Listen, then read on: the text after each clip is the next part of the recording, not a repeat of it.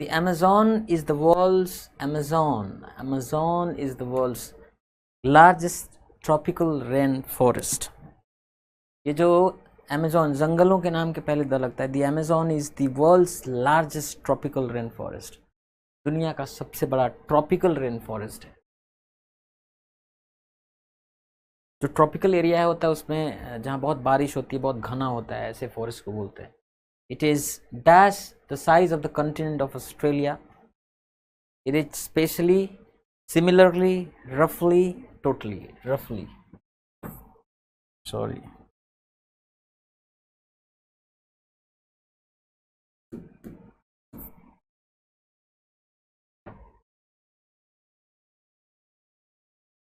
It is roughly, ये लगभग the size of the continent of Australia. Australia जो continent है उसके साइज का है. And covers dash area of nearly 8 million square miles. And covers N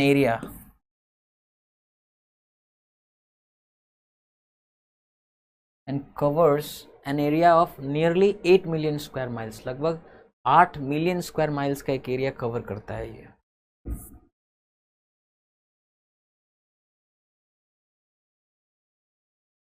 okay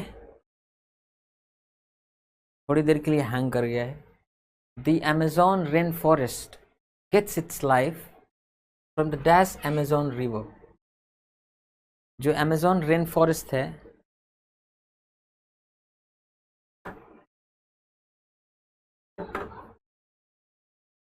gets its life, ये अपना जीवन पाता है from the majestic major minor, from the majestic Amazon river. बहुत भव्य बड़ी Amazon रिवर है, वहां से इसको लाइफ मिलता है. Which runs through the heart, जो गुजरती है थ्रू द हार्ट, मध्य से, through the heart of the region. ये जो रीजन है, ये जो क्षेत्र है, उसके मध्य से होकर गुजरती है. The rain forest is simply drained basin for the river. ये रेन फॉरेस्ट एक बस क्या है, द ड्रेन्ड बेसिन है. ड्रेन्ड बेसिन है मतलब इसमें कई सारे ऐसे. बेसिन क्या होता है कि रिवर बेसिन होता है कि एक नदी के दोनों शोर पे एक बहुत बड़ा एरिया जहाँ से पानी चल के उस नदी में आता है. कैचमेंट एरिया कह सकते हैं उसका. तो जो रेन फॉरेस्ट है सिंपली वो ड्रेन्ड बेसिन है. ये ड्रेन्ड है क्योंकि उसमें बहुत सारी नदियाँ हैं जो मिल के जाती हैं, अमेजोन में मिलती हैं. ड्रेन्ड बेसिन है फॉर द रिवर, इस नदी के लिए. And it's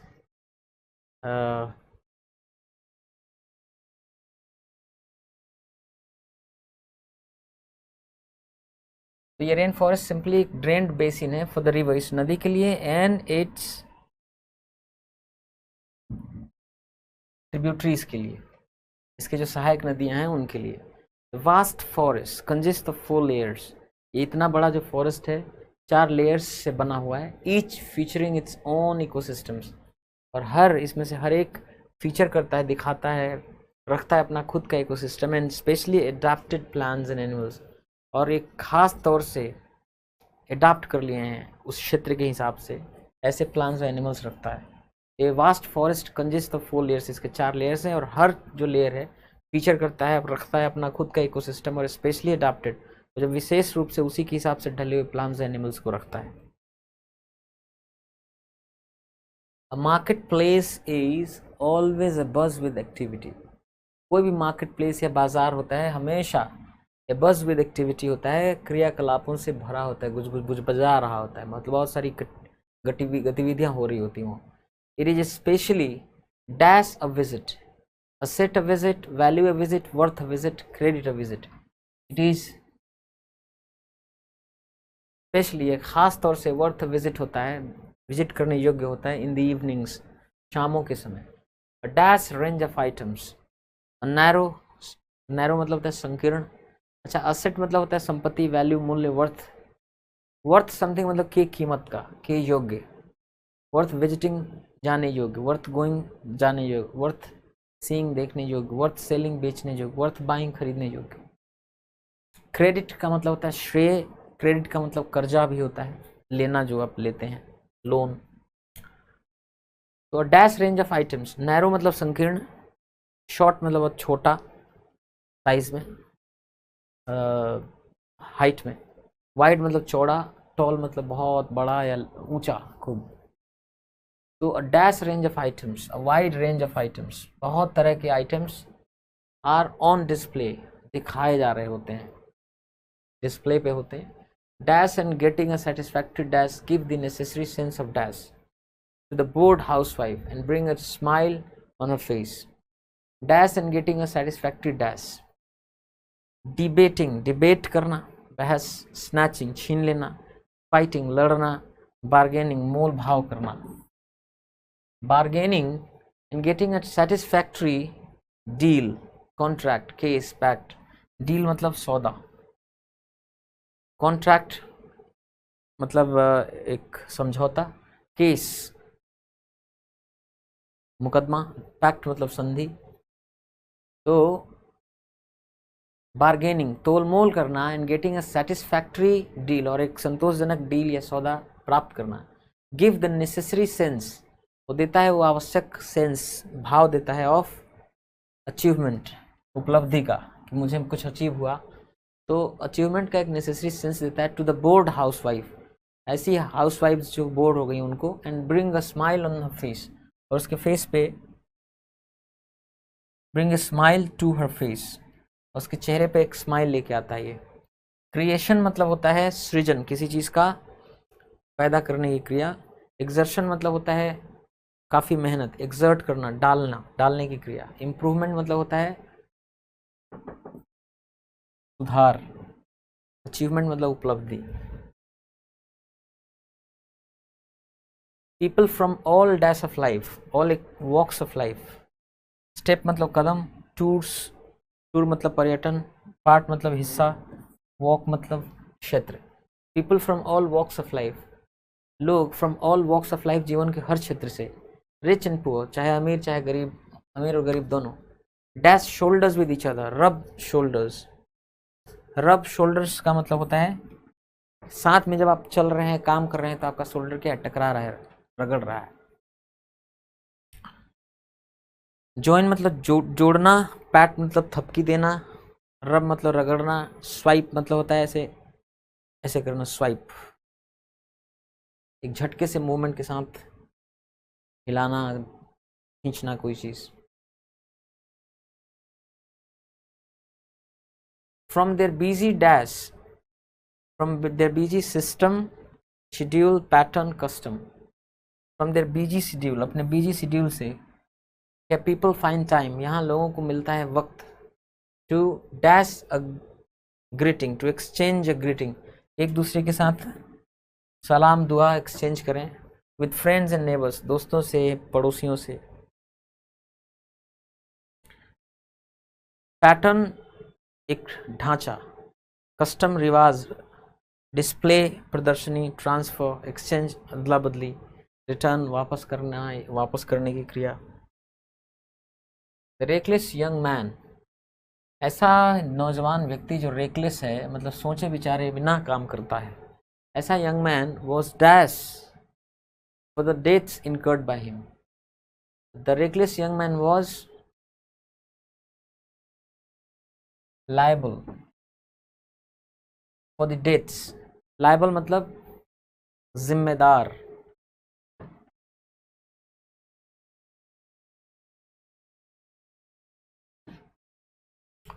for the dates, उन कर्जों के लिए जिम्मेदार था. इनकर्ड बाय हिम, जो कर्जा चढ़ा लिया गया था उसके द्वारा. इनकर मतलब अपने पर लाना, चढ़ाना. ऑडेशियस मतलब होता है दुस्साहसी या साहसी कह लीजिए. सस्पिशियस मतलब संदेह, संदेहपूर्ण. रिलायबल मतलब भरोसेमंद. आप लायबल फॉर समथिंग है, मतलब उसके लिए जिम्मेदार है, आपको भरना पड़ेगा, वो दंड भोगना पड़ेगा आपको, है ना. The unruly behaviour of the students dash there teacher. जो अनरूली बिहेवियर था, अनरूली बिहेवियर कैसा बिहेवियर होता है, बेहूदगी, शोर हंगामा, नियंत्रण से बाहर हैं आप, है ना, अनुशासन विहीन. जो अनरूली बिहेवियर है ऑफ द स्टूडेंट्स, विद्यार्थियों का जो unruly behaviour, dash the teacher, उसने कंफर्टेड, आराम पहुंचाया टीचर को, प्लीज खुश किया, काम किया, इरिटेटेड, इरिटेट किया उनके टीचर को। एग्जाम में पूछे गए वर्ड्स हैं। आई जस्ट वंडर, लोग कहते हैं कितना आसान होता है एग्जाम। कंसिस्टेंट वर्क, 8-9 घंटे की रोज पढ़ाई हो, सही गाइडेंस में, सही टीचर, सही शुरू से ही कि क्या पढ़ना है और कितना पढ़ना है, कैसे पढ़ना है। अगर सही गाइडेंस मिल गया ना, मुझे लगता है 60% रोल सही गाइडेंस का है, सही मेंटोर का है, बाकी 40% है कंसिस्टेंट वर्क का। The minister gave an dash that strict action would be taken against the culprits, given an assurance, मंत्री जी ने एक आश्वासन दिया। एश्योरेंस मतलब आश्वासन।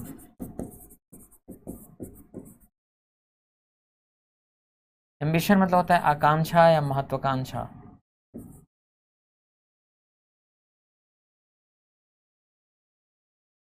इंश्योरेंस मतलब होता है बीमा। एडमिशन मतलब होता है प्रवेश।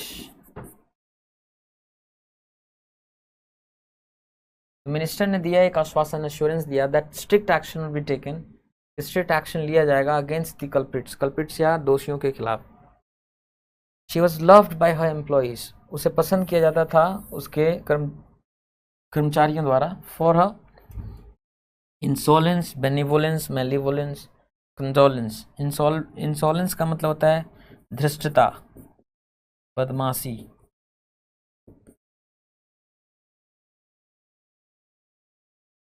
मेलेवोलेंस मतलब होता है किसी के प्रति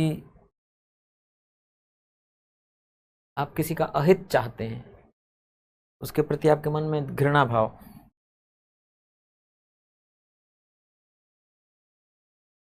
बेनिवोलेंस मतलब होता है किसी के प्रति उदारता, दानशीलता।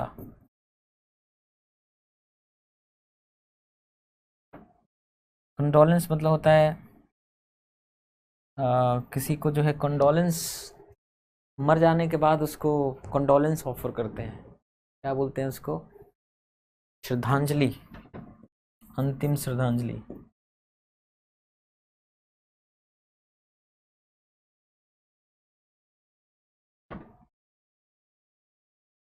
तो जो she was loved by her employees, उसे पसंद किया जाता था उसके एम्प्लॉइज द्वारा, फॉर हर बेनिवोलेंस, उसकी दानशीलता के लिए। Highways are a catalyst for economic growth, जो हाईवेज होते हैं वो एक कैटलिस्ट होते हैं, प्रेरक होते हैं, सहायता करने वाली चीज़ होती है इकोनॉमिक ग्रोथ को। But private dash in this sector, लेकिन जो प्राइवेट इन्वेस्टमेंट है इस सेक्टर में, हैज़ बिन टर्म्ड, उसको कहा गया टार्डी, बहुत स्लो है, कम इन्वेस्टमेंट है। एज, क्योंकि investors do not appear, investors जो हैं डू नॉट अपीयर, लग नहीं रहे हैं, टू बी इंटरेस्टेड, इंटरेस्टेड नहीं लग रहे हैं इन पुटिंग द मनी, पैसा लगाने में, इन लॉन्ग टर्म प्रोजेक्ट्स में। ट्रांजैक्शन मतलब लेन देन, ऑपरेशन मतलब होता है चलाने की क्रिया, कॉन्ट्रैक्ट मतलब होता है समझौता, agreement. Indian films have dash added nature without its fury into long romantic songs. The Indian films have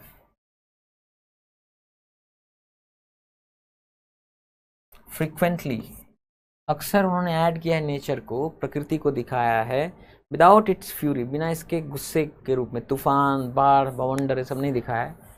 into long romantic songs, लंबे लंबे रोमांटिक सॉन्ग्स में उसने नेचर को दिखाया है, विदाउट इट्स फ्यूरी, बिना क्रोध के, अच्छे रूप में। फॉर्मरली मतलब होता है पहले, फ्रिक्वेंटली मतलब अक्सर, फ्रेटफुली,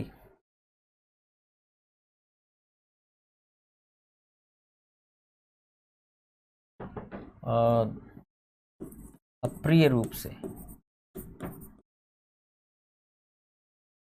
फसिली, जैसे आप किसी बात कर लेकर उसमें कोई ना कोई कमी निकाल देते हैं तो आपको पसंद नहीं आता है, तो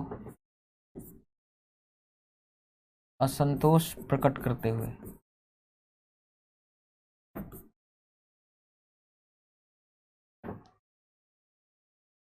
malaria dash is one of the top priorities of the government. Malaria eradication, eradication मतलब उन्मूलन, जड़ से खत्म करने की क्रिया। एबोलिशन मतलब कानून, रीति आदि का अंत। डिसमिसल मतलब पद से हटाने की क्रिया।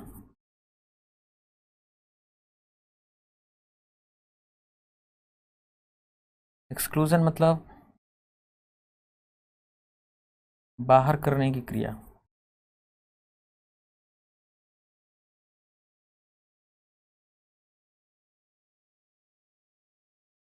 मलेरिया इरेडिकेशन, मलेरिया का उन्मूलन is one of the top priorities, ये टॉप प्रायोरिटीज में से एक है अब द गवर्नमेंट, सरकार का।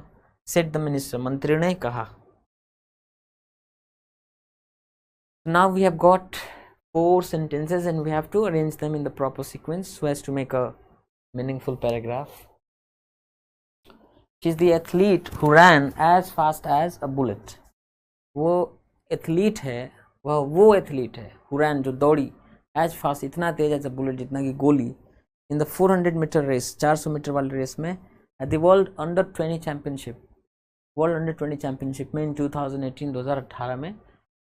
कांधुलीमारी village, Kandhulimari village is in Dhing, had suddenly come into the spotlight, अचानक स्पॉटलाइट में आ गया है। स्पॉटलाइट मतलब जहाँ ध्यान है लोगों का, ऑफ फेम, प्रसिद्धि के स्पॉटलाइट में आ गया है। She won a gold medal, उसने जीता है gold medal for the country, देश के लिए, and the hearts of all Indians, सभी भारतीयों का दिल जीता। This is the home of Hima Das, ये हिमा दास का घर है। निकनेम्ड, जिन्हें कहा जाता है द ढिंग एक्सप्रेस, जिन्हें ढिंग एक्सप्रेस कहते हैं। तो पहले कह रहा है कि the home of Hima Das, home घर, हिमा दास का घर कौन होगा, यही होगा। बी के बाद ही डी आना चाहिए, बी के इमीडिएटली बाद डी कहीं नहीं है, एक जगह ही है, यही होगा। जो कंधुलीमारी विलेज है ढिंग में, ये अचानक स्पॉटलाइट में आ गया है, फेम के, प्रसिद्धि के बीच में आ गया है, डी। ये घर है हिमा दास का, जिनका निकनेम ढिंग एक्सप्रेस है, ए। वो वही एथलीट हैं जो गोली की रफ्तार से दौड़ी थी 400 मीटर रेस में वर्ल्ड 2020 चैंपियनशिप में 2018 में। सी, शी वोन अ गोल्ड मेडल, उन्होंने गोल्ड मेडल जीता देश के लिए, and the hearts of all Indians, सभी भारतीयों का दिल जीता। BDAC is the right answer. It involves making sound, इसमें शामिल होता है आवाज़ करना, and sometimes difficult decisions, कई बार कठिन निर्णयों को करना। Having the quality of courage, साहस का क्वालिटी रखना, मीन्स इसका अर्थ है that one is willing, कि कोई व्यक्ति willing है, इच्छुक है, to take risks, जोखिम लेने के लिए, for the achievement of goals, लक्ष्यों की प्राप्ति के लिए। Leadership is the ability of an individual, नेतृत्व एक क्षमता है किसी व्यक्ति का, टू इन्फ्लुएंस, कि वो प्रभावित करे, गाइड करे फॉलोअर्स को, अपने अनुयायियों को। One of the most important qualities of a good leader, जो सबसे इंपॉर्टेंट क्वालिटीज होती हैं उनमें से एक गुड लीडर की, इज करेज, वो है साहस।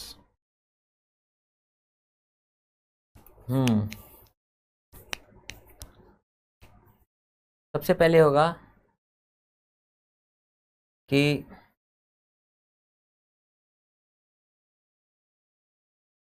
Leadership is the ability, leadership ability है किसी इंडिविजुअल की, टू इन्फ्लुएंस एंड गाइड, कि वो प्रभावित करे, गाइड करे फॉलोअर्स को। सी से सेंटेंस शुरू होना चाहिए। देखिए लास्ट वाला ऑप्शन, फिर ए कह रहा है कि it involves making sound and sometimes difficult decision, इसमें शामिल होता है कई बार बहुत, साउंड मतलब मजबूत, एंड कभी कभी कठिन डिसीजन लेना। ए, फिर D, one of the most important qualities of a good leader, अच्छे लीडर की जो इंपॉर्टेंट क्वालिटीज है उनमें से एक है करेज, साहस। तब बी कहेगा कि हैविंग द क्वालिटी ऑफ करेज, साहस रखने का जो गुण है, का अर्थ है कि कोई आदमी इच्छुक है रिस्क लेने के लिए, गोल्स की प्राप्ति के लिए। सी, डी भी करेक्ट है, सही सीक्वेंस है। पहले सी में बताएगा कि लीडरशिप एबिलिटी होती है व्यक्तियों की जिसमें वो किसी को प्रभावित कर सकते हैं, गाइड कर सकते हैं फॉलोअर्स को। फिर ए, और इसमें शामिल होता है कि कई बार आपको साउंड और डिफिकल्ट डिसीजंस कई बार लेने पड़ेंगे। D, one of the most important qualities of a good leader is courage, कि उसमें करेज होना चाहिए। फिर B, having the quality of courage means, साहस का गुण होने का मतलब है that one is willing to take risk, कोई आदमी खतरा या जोखिम उठाने को तैयार है for the achievement of goals, लक्ष्यों की प्राप्ति के लिए। तो C D B is the right answer. That is why, यही कारण है कि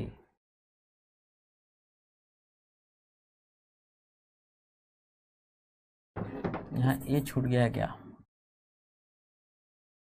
यही कारण है कि when a person shows of, जब कोई आदमी शो ऑफ करता है, दिखावा करता है, जिसे हम कहते हैं as vain as a peacock, इतना घमंडी जैसा कि पीकॉक, मोर। आपको मालूम है ये फिक्स्ड एक्सप्रेशंस होते हैं, जो मेटाफर्स होते हैं।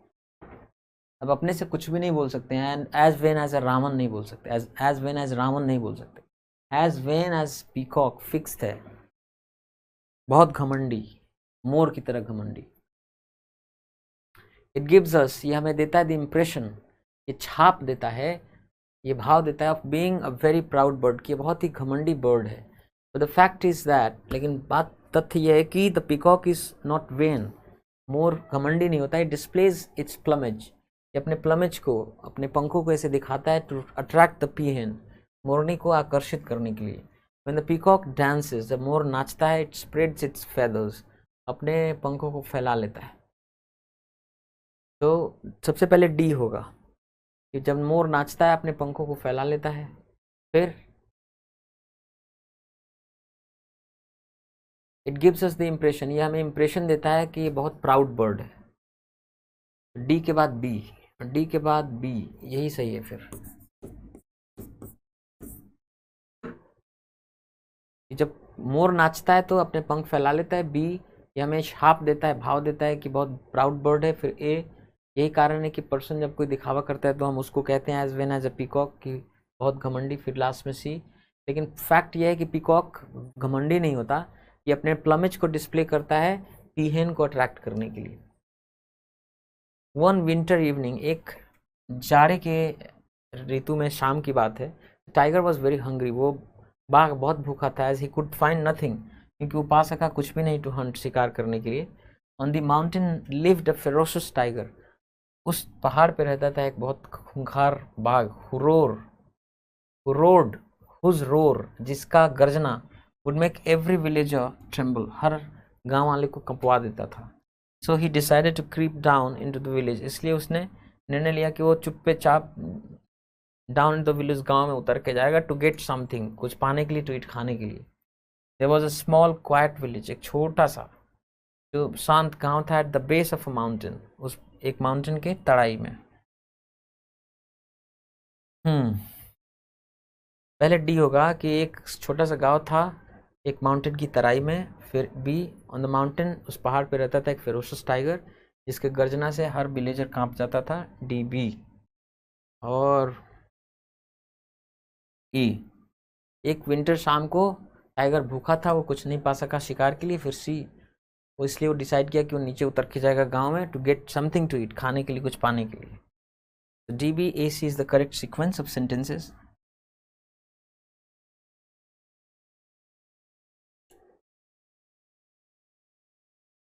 इन order to buy that bicycle, उस बाइसिकल को खरीदने के लिए, plans to win some prize, वो योजना बना रहा है कि जीतेगा कुछ prize money, by teaching an illiterate person, एक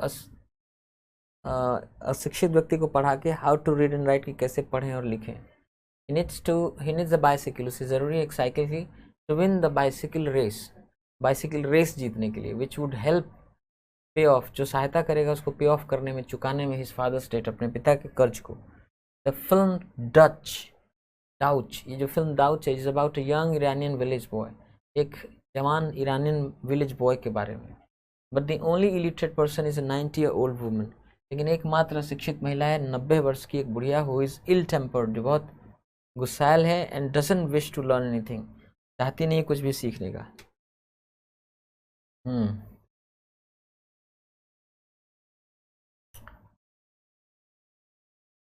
सी से सेंटेंस शुरू होगा कि जो फिल्म डाउच है एक यंग ईरानियन विलेज बॉय के बारे में है, जिस he needs a bicycle, B, C के बाद बी, कि उसको चाहिए एक साइकिल ताकि वो जीत सके साइकिल रेस को, विच वुड हेल्प पे ऑफ, तो सहायता करेगा पे ऑफ करने में, चुकाने में उसके पिता के डेट या कर्ज को। फिर A, in order to buy that bicycle, और उस साइकिल को खरीदने के लिए उस योजना बनाता है कि जीतेगा कुछ प्राइज मनी बाय टीचिंग, पढ़ा के एक इलिटरेट पर्सन, अशिक्षित और व्यक्ति को जो कैसे रीड करें राइट करें। But the only literate person, जो एकमात्र अशिक्षित व्यक्ति है, वो एक 90 साल की बुढ़िया है जो इल टेम्पर्ड है and doesn't wish to learn anything, कुछ भी सीखना नहीं चाहती। CBAD is the correct sequence of sentences and they make a meaningful paragraph in this sequence.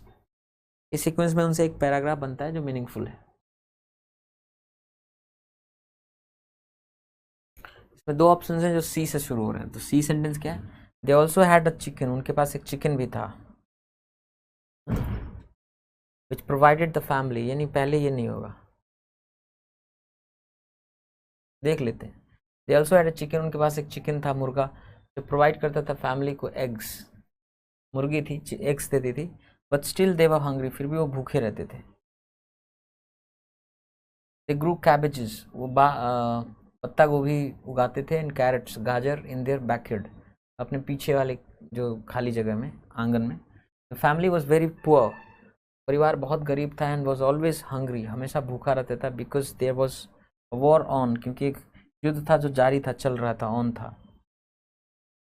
They also had chicken, वो उनके पास चिकन भी था जो देता था उन्हें फैमिली, उनकी परिवार को कुछ अंडे देता था। But still they were hungry, फिर भी वो भूखे रहते थे। Their country had been invaded by a foreign army, उनके देश पर आक्रमण, धावा बोल दिया गया था एक फॉरेन आर्मी द्वारा, विदेशी सेना द्वारा। तो डी कब होगा? वॉर ऑन था इसके बाद, बी के बाद डी होना चाहिए, बी के इमीडिएटली बाद डी, बी के इमीडिएटली बाद डी एक ही जगह है इसमें है कि फैमिली, द फैमिली, वो परिवार बहुत भूखा था, हमेशा भूखा रहता था क्योंकि एक युद्ध चल रहा था। फिर डी, उनके कंट्री को इन्वेड कर दिया गया था, धावा बोल दिया गया था, आक्रमण कर दिया गया था बाय अ फॉरेन आर्मी। फिर ए, वो कैबेजेस और कैरेट्स उगाते थे बैकयार्ड में। C, they also had chicken, chicken भी था जो उन्हें अंडे देता था, लेकिन फिर भी वो भूखे रहते थे। तो B D A C is the correct sequence of sentences. According to the EPR, EPR के अनुसार, look at the options, options अब इधर उधर ही है।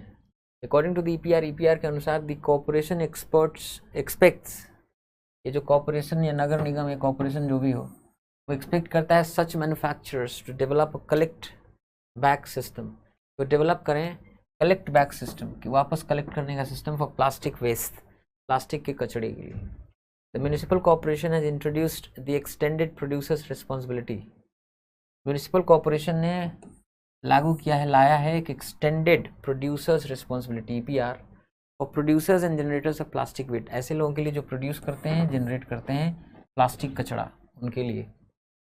The producers are persons, producers होते हैं वो लोग इंगेज्ड इन मैन्युफैक्चर, जो निर्माण में लगे हैं, और इम्पोर्ट ऑफ कैरी बैग्स, जो कैरी बैग्स का इम्पोर्ट करते हैं, multi layered packaging and sheets करते हैं, पर्सन्स यूजिंग देम, जो लोग यूज़ करते हैं उन्हें हम प्रोड्यूसर्स कहते हैं।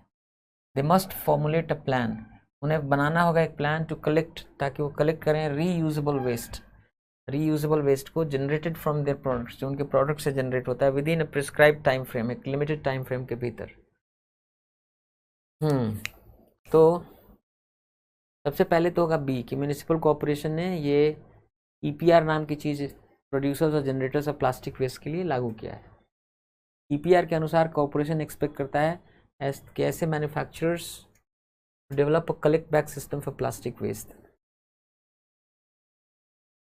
सी नहीं, BA, फिर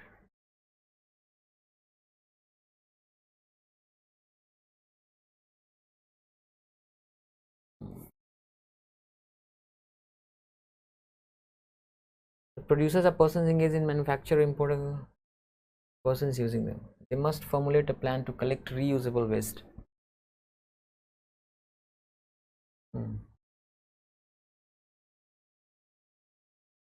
सबसे पहले तो इसमें बी ही होगा, एक ही ऑप्शन है जो बी से शुरू हो रहा है। बी के बाद सी कह रहा है, पहले बी में कह रहा है म्यूनिसिपल कॉर्पोरेशन ने एक्सटेंडेड प्रोड्यूसर्स रिस्पॉन्सिबिलिटी नाम की एक चीज़ इंट्रोड्यूस की है प्रोड्यूसर्स और जनरेटर्स ऑफ प्लास्टिक वेस्ट के लिए। फिर सी में कह रहा है प्रोड्यूसर्स कौन लोग होते हैं? तो जो मैन्युफैक्चर करते हैं, इंपोर्ट करते हैं कैरी बैग्स का, मल्टी लेयर्ड पैकेजिंग और शीट्स में इन्वॉल्व हैं, और जो यूज़ कर रहे हैं उनका। फिर ए, अकॉर्डिंग टू ईपीआर के अनुसार कॉर्पोरेशन उम्मीद करता है कि ऐसे मैन्युफैक्चरर्स लोग एक बनाएंगे collect back system plastic waste के लिए। फिर D, they must formulate a plan, उन्हें कोई ना कोई प्लान बनाना होगा कलेक्ट करने के लिए रीयूजेबल वेस्ट को जनरेटेड फ्रॉम देयर प्रोडक्ट्स, जो उनके प्रोडक्ट से जनरेट हो रहा है, with in A prescribe time limit. BCAD is the right sequence of sentences. Now look at the options here. So like there is no important clue that you can get at the moment now. So read the sentences first. Some returned in the 80s but they were not allowed. कुछ वापस लौट गए to the in the 80s, 80 के दशक में, but they were not allowed to reclaim, उन्हें allow नहीं किया कि वो रिक्लेम करें या खरीदें लैंड, जमीन। In the 70s many Vietnamese living in Cambodia, 70 के दशक में कई सारे वियतनाम के लोग जो कम्बोडिया में रहते थे, फेस्ड डिपोर्टेशन, उन्हें डिपोर्टेशन का सामना करना पड़ा, भगा दिया गया, देश से निकाल दिया गया। After change in the government, सरकार बदलने के बाद, देयर ओनली सॉल्यूशन वाज, उनकी एकमात्र हल था, लिव इन वुडन होम्स, की घर लकड़ी के घरों में रहते थे, फ्लोटिंग ऑन द लेक, जो झील पे तैरता था। इवन टुडे, आज भी, they can be found living, उन्हें पाया जा सकता है रहते हुए, ऑन द लेक, झील में, surviving on fishing and tourism, जो सर्वाइव कर रहे हैं फिशिंग, मछली पकड़ के, टूरिज्म पे। तो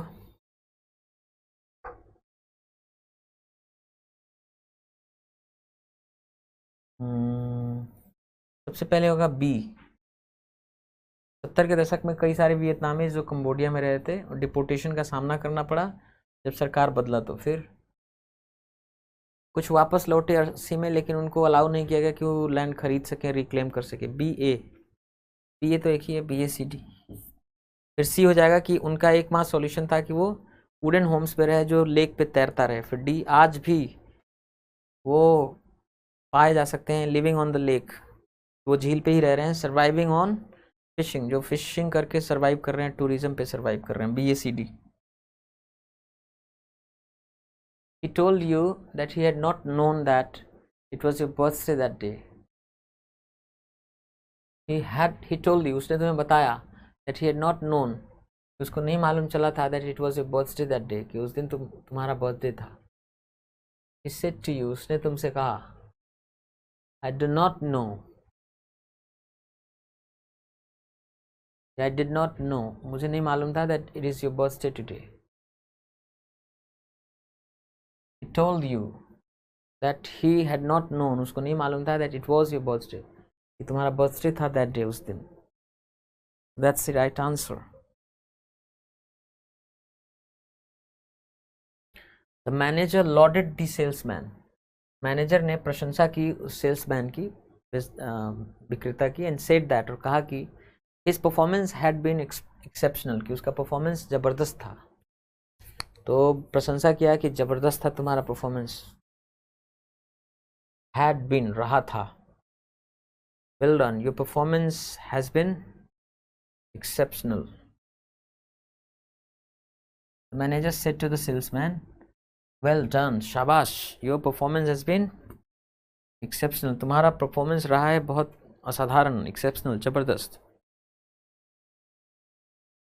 तभी तो मैनेजर ने प्रशंसा की सेल्समैन की और कहा कि उसका परफॉर्मेंस हैड बीन रहा था एक्सेप्शनल, असाधारण, जबरदस्त। The principal asked Kamal, principal ने पूछा कमल से, कैसे? इट वॉज दैट, ऐसा था कि he was always late for school, वो हमेशा स्कूल के लिए लेट ही रहता था। The principal said to Kamal, how it is, कैसे ये होता है, that you are always late for school.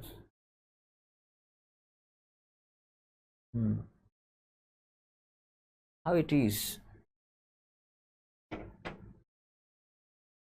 How is it? The principal said to Kamal. Question है ना? How is it that you are always late for school? ऐसा कैसे हो रहा है कि हमेशा तुम स्कूल के लिए लेट हो जाते हो? The maid asked me, नौकरानी ने मुझसे पूछा, if she could get me a glass of juice, कि क्या वो मेरे लिए ला सकती थी एक ग्लास जूस। तो can I bring you? Can I get you a glass of juice? Matt said to me, can I get you a glass of juice, क्या एक ग्लास जूस लाऊं आपके लिए, ऑफर दे रही है।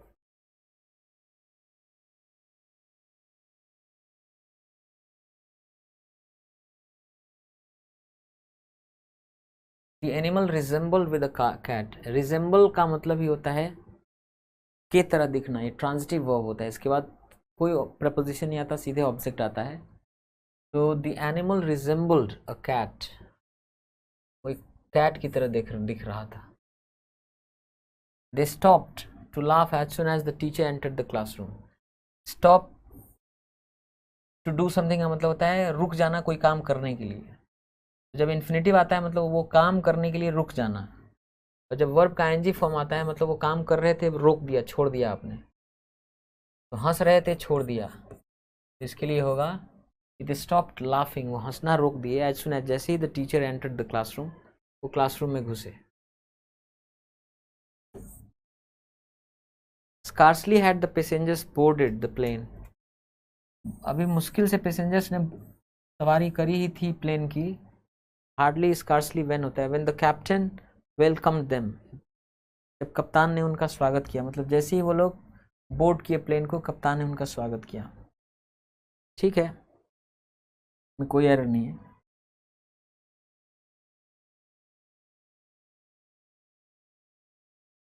No improvement.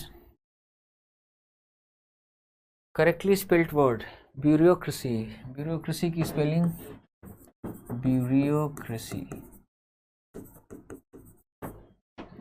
Antenna singular word है, और एंटीना का ये सिंगुलर वर्ड है, प्लूरल वर्ड होता है इसका एंटीने। डिक्शनरी की स्पेलिंग गड़बड़ है,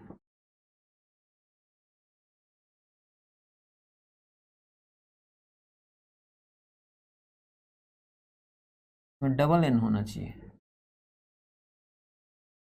एंटीना सिंगुलर के लिए, प्लूरल के लिए लास्ट में ही हो जाता है। डिक्शनरी की स्पेलिंग में, डिक्शनरी में NARY होता है। कैलेंडर की स्पेलिंग सही है, so that's the correct option.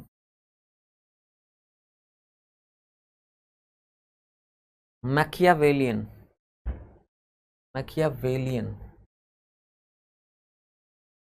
Mediterranean, choreographer गलत है, ब्रॉडकास्टर सब गड़बड़ है। मेडिटेरेनियन, मेडिटेरेनियन भूमध्य सागरीय, कोरियोग्राफर ऐसा होता है जो डांस सिखाता है, डांस मूव्स सिखाता है। ब्रॉडकास्टर, ब्रूडकास्टर नहीं, ब्रॉडकास्टर प्रसारक। मकियावेलियन सही है, मकियावेलियन मतलब दुष्टता या छल पूर्ण। पैरेलल की स्पेलिंग गड़बड़ है, PARREL, sorry PARALLEL, parallel. Premier, premier की स्पेलिंग ठीक है, प्रीमियर मतलब प्रमुख, प्रधानमंत्री भी होता है प्रीमियर मतलब। रिकरेंट, CURRENT, रिकरेंट बार बार होने वाला। पडल, DDLE पडल, छोटा पानी भरा गड्ढा।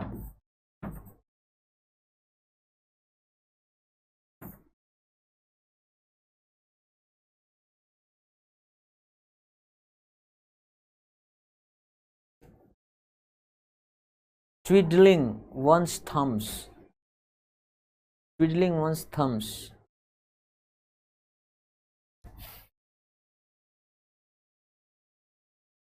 feeling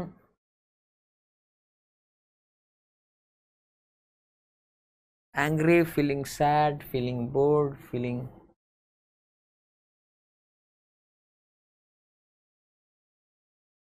bored.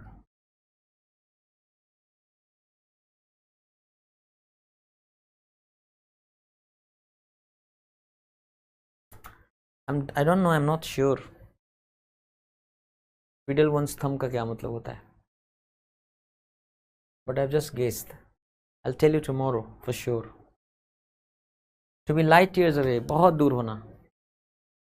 एक लाइट ईयर मतलब समझ रहे ना, बहुत लंबा समय होता है। To be light years away मतलब वो कोई चीज़ बहुत दूर, आज की बात ही नहीं, बहुत पुरानी या बहुत आगे भविष्य की पुरानी बात है। An extremely long time from now in the past और फ्यूचर, ये सही है।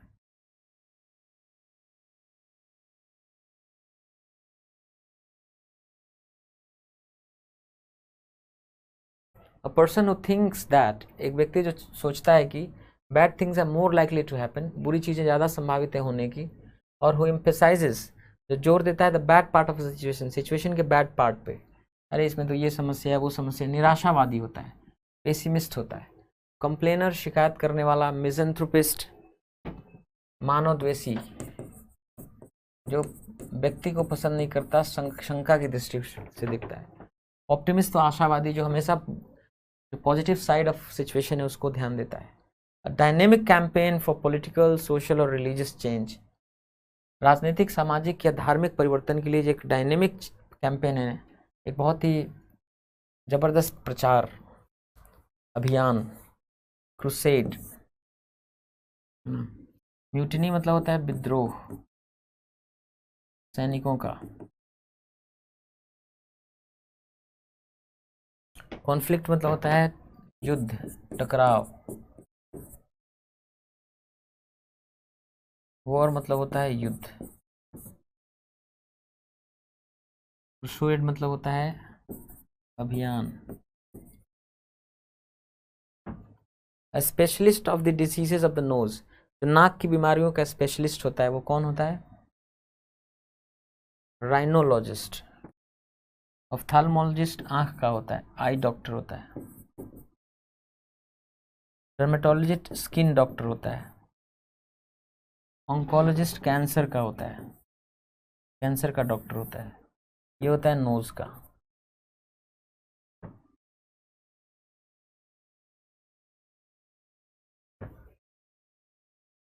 So we have to read this passage and there would be some questions following this passage and we have to answer them. We sit in the last row. हम लोग बैठते हैं एकदम अंतिम वाले रो में, पंक्ति में। bumped about but free of stairs, है ना? but free of stairs, लेकिन हमें कोई घूरता नहीं है। bumped about, इसका क्या मतलब है?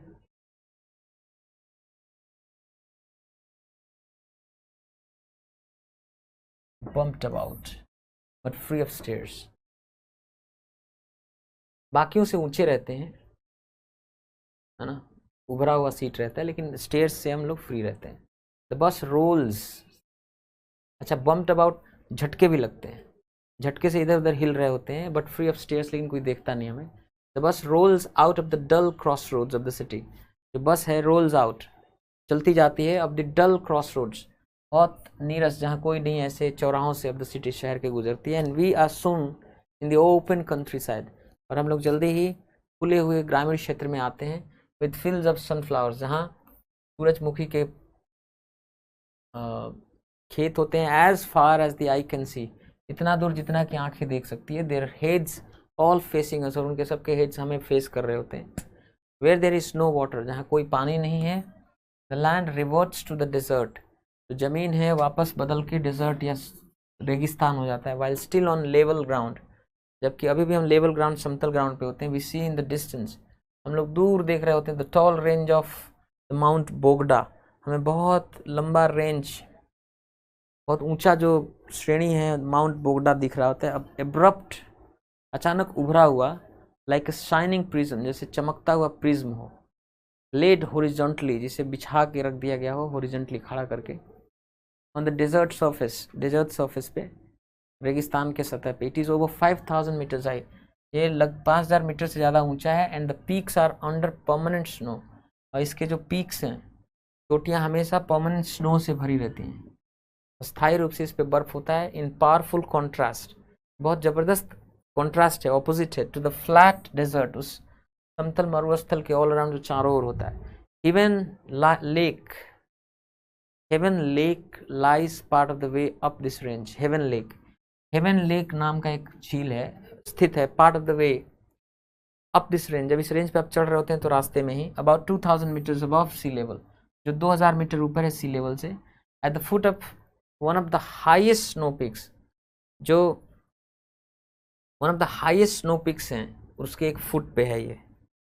एज दी बस क्लाइम्स, जैसे जैसे बस चढ़ता है, द स्काई ब्रिलियंट बिफोर, जो अब तक चमक रहा था, ग्रोज ओवरकास्ट, बादल घिर जाते हैं। I have brought nothing warm, मैं कुछ भी गर्म नहीं लाया हूँ टू वेयर, पहनने के लिए। It is all down at the hotel in Urumqi, और बस अब होटल में पहुंच जाती है उरुमकी नाम की जगह पे। रेन बिगिंस टू फॉल, बारिश शुरू हो जाती है होना, गिरना। द मैन बिहाइंड मी, जो मेरे पीछे का आदमी है, इज ईटिंग ओवर पावरिंगली, बहुत जल्दी लिखा रहे थे, स्मेली गोट्स चीज़, बहुत बदबूदार गोट्स चीज़ खा रहा होता है, बकरी का cheese. The bus window leaks inhospitably but reveals a beautiful view, जो बस है विंडो लीक्स, उस लीक होता है उसमें से पानी से लीक रिस रहा होता है, इनहॉस्पिटेबली की जो बहुत अप्रिय है, but reveals a beautiful view, लेकिन सामने ब्यूटीफुल सुंदर दृश्य दिख रहा होता है, दिखा रहा होता है। We have passed quickly from the desert, हम लोग जल्दी से गुजर चुके हैं उस डेजर्ट रेगिस्तान से, थ्रू एरेबल लैंड, जहाँ खेती हो सकती है,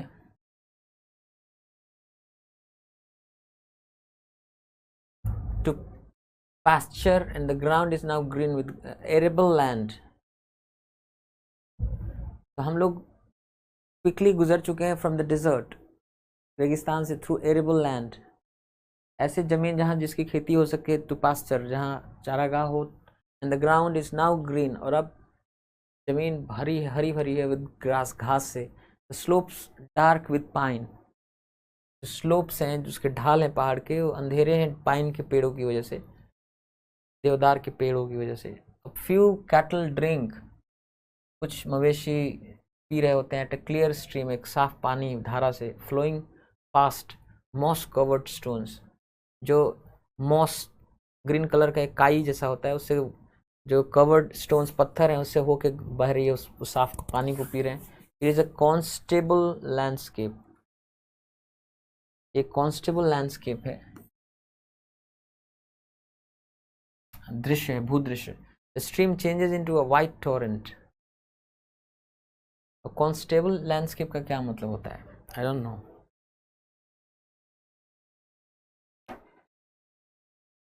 कॉन्स्टेबल लैंडस्केप क्या है?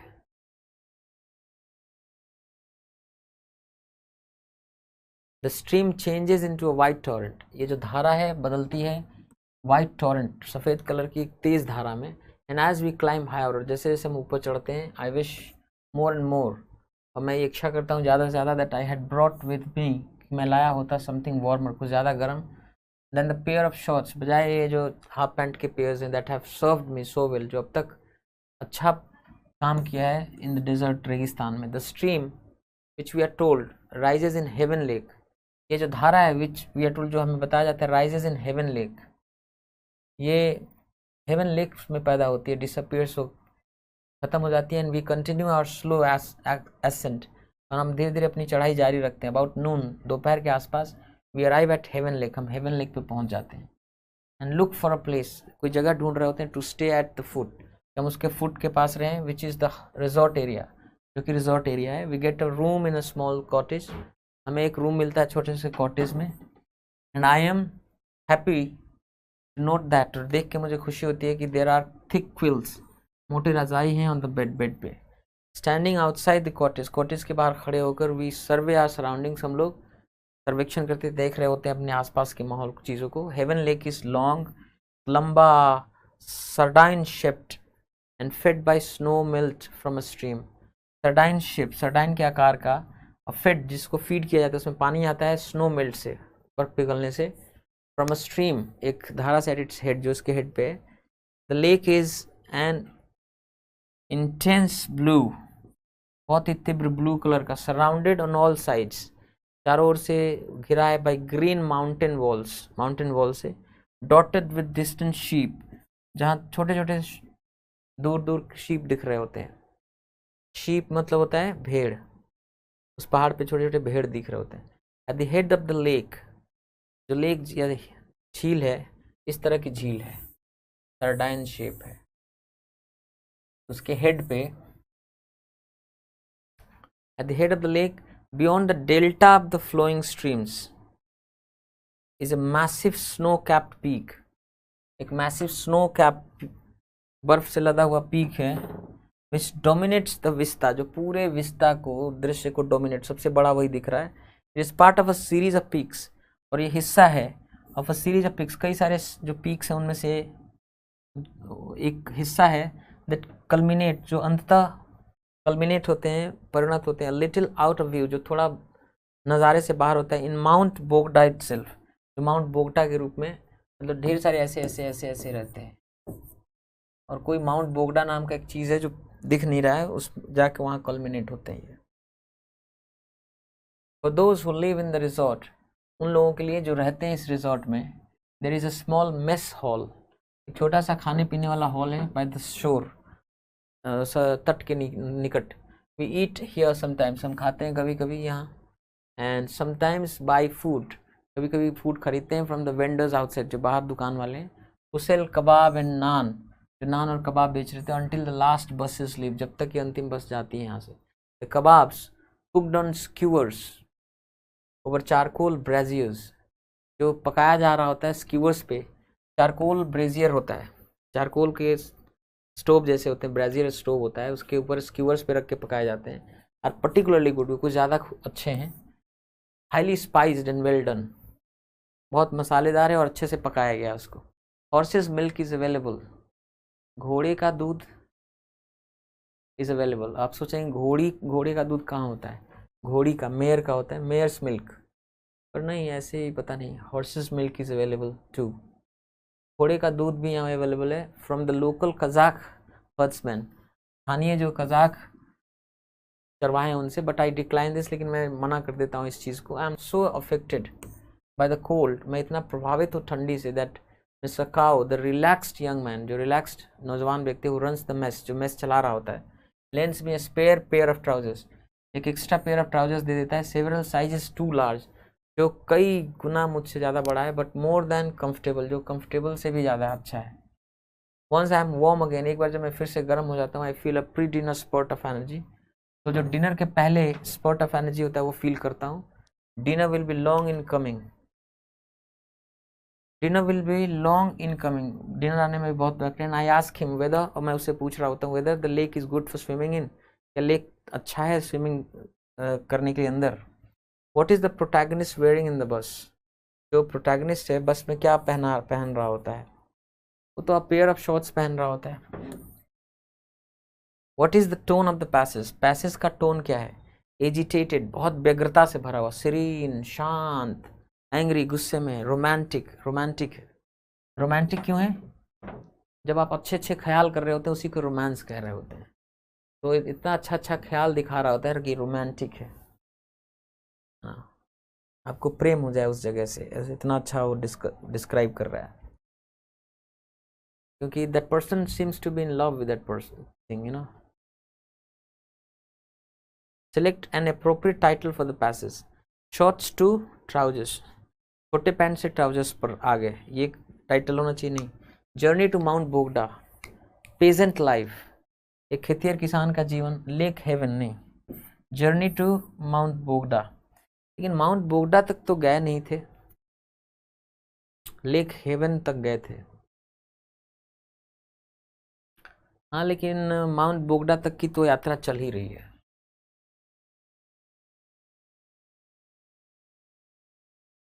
क्योंकि आप अगर इस कहानी की शुरुआत देखें कि पूरी यात्रा बता रहा है कि कैसे कैसे हो रहा है। While still on level ground, we see in the distance the tall range of the Mount Bogda. हमें माउंट बोगडा दिख रहा होता है, abrupt like a shining prism. तो वहां तक की यात्रा का ही है। Select the most appropriate antonym of the word accept. Accept स्वीकारना, उसका antonym from the passage. तो decline इसमें आया था, कह रहा है कि पैसेज में वो कौन सा वर्ड है जो सेलेक्ट का एंटोनिम है। तो डिक्लाइन ही आया था, एक जगह डिक्लाइन वर्ड आया था कि बट आई डिक्लाइन दिस, मैं इस चीज़ को डिक्लाइन कर देता हूँ। हालांकि सारे एंटोनिम्स हैं, टर्न डाउन भी, रिफ्यूज भी, रिजेक्ट भी, पर ये वर्ड्स आया नहीं है पैसेज में, यही आया है, डिक्लाइन आया है। ठीक है, now I have some questions for you.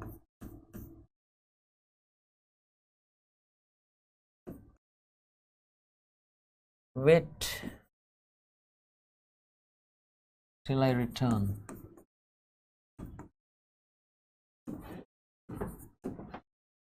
Error बताना है आपको।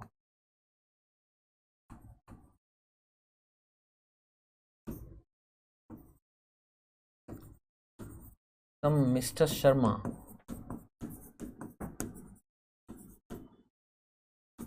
came and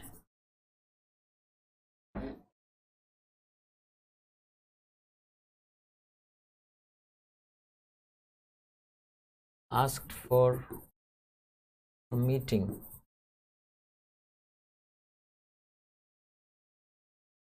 Asked for a meeting you.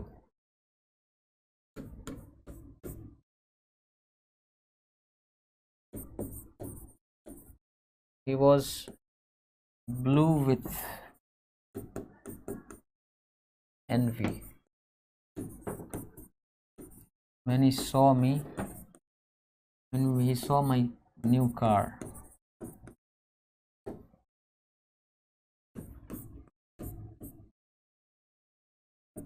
Fast as Yado, he ran. He could not catch the thief. वो चोर को पकड़ नहीं पाया।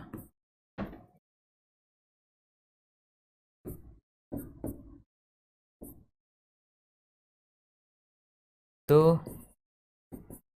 I'm not enough rich, but I will contribute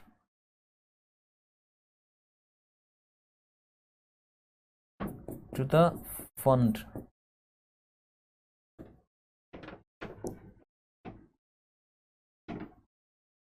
Wait till I return here. गलत हो गया ना, इंतजार करिए। पहले प्लेस फिर टाइम, पहले प्लेस, वेट हियर, पहले प्लेस फिर टाइम। यहाँ इंतजार करो टिल आई रिटर्न, जब तक मैं लौट के आता हूँ।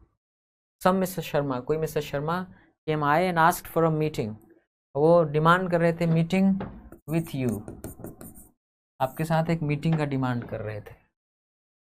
ही was blue with envy, envy यानी ईर्ष्या, इसके लिए ग्रीन वर्ड होता है, ईर्ष्या से जोड़ के ग्रीन वर्ड देखा जाता है। He was green with envy, ईर्ष्या से वो हरा हो गया, बहुत ईर्ष्या आ गई उसको।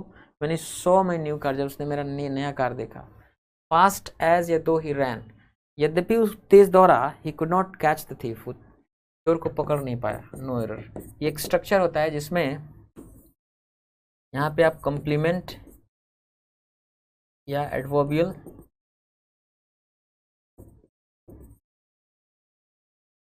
फिर ये एज या दो, फिर सब्जेक्ट और वर्ब, फिर दूसरा जो क्लॉज लिखना है वो लिखते हैं आप। दो आई एम नॉट इनफ रिच, देखिए इनफ जो है ना एडवर्ब का काम जब करता है तो हमेशा पोस्ट मॉडिफायर होता है, यानी जिस एडजेक्टिव या वर्ब एडवर्ब की चर्चा करता है उसके बाद आता है।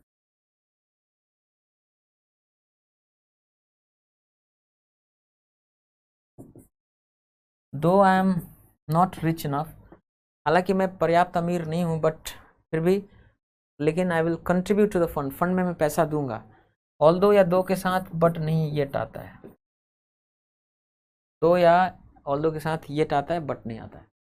तो दैट्स इट फॉर टुडे, आज के लिए इतना ही। I will see